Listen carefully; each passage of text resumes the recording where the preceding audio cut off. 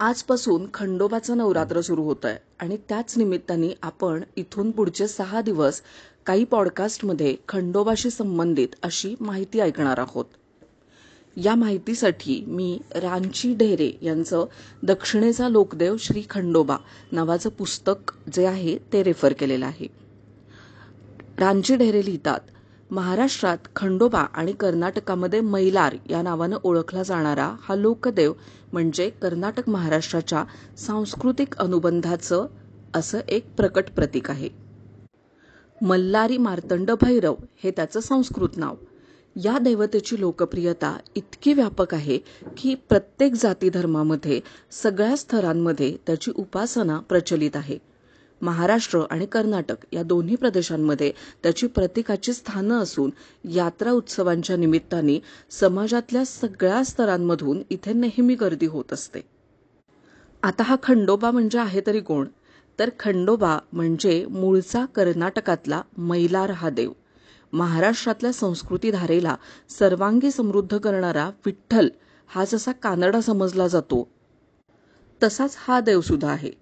अर्थातच खंडोबाच्या कानडेपणाची कल्पना अगदी परवापर्यंत सुद्धा संशोधकांना नव्हती, परंतु ती उपासकांना म्हणजे निदान सीमेवरच्या उपासकांना तरी असली पाहिजे असं वाटतं.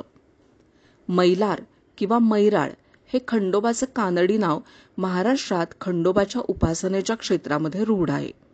मैराळ हे व्यक्तिनाम किंवा उपनाव अशा दोन्ही प्रकारांमध्ये ते सध्या प्रचारामध्ये आहे.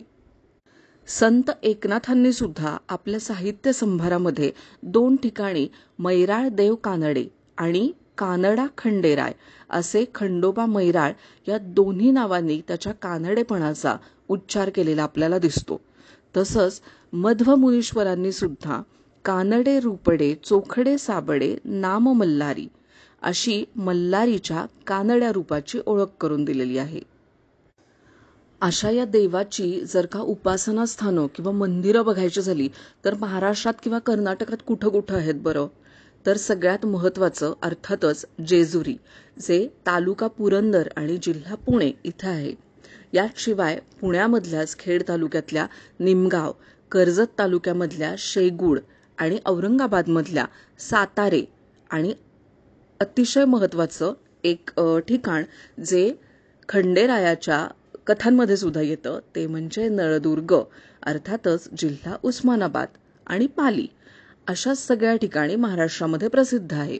याशिवाय नांदेडमधलं माळेगाव असेल, सातारा जिल्ह्यामधलं मल्हारपेठ असेल, मुंबई गोवे रोडवरती तिलोरे म्हणून गाव असेल, पुण्याजवळ कोंढापूर असेल, बीड असेल, चांदखेड असेल, नेवासे असेल, नेवासे म्हणजे तर तुम्हाला माहिती आहे ना, आणि नागपूर अशा ठिकाणी खंडोबाची स्थानं आहेत. आता कर्नाटकात कुठं ही स्थानं आहेत बरं?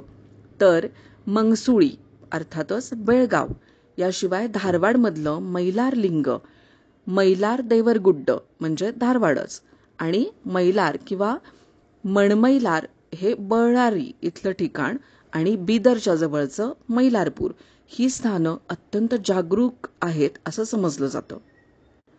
आता आपल्या या लाडक्या देवाच्या उपासना कुठं जाऊन करता येतील हे तर आपण बघितलं, पण या देवाची अवतार कथा नक्की काय आहे बरं हे आपण पुढच्या पॉडकास्टमध्ये बघूया.